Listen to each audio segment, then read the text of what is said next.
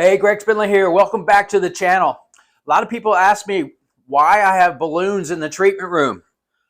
You'd be surprised how many people come in with diaphragmatic issues and not able to breathe to their fullest capacity, which means they're not getting enough oxygen to the brain and other sorts of functions in the body.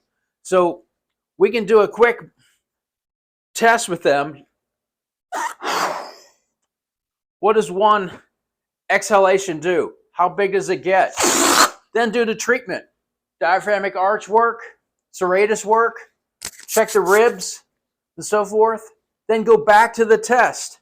Have them blow it up again. Is there a difference? Show your clients the result of your therapy, and that's how you have a great, thriving practice, to be able to show the results of your therapy.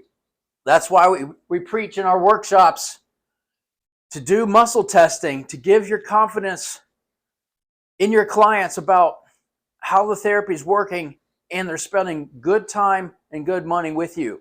I hope this helps. Take care. Bye.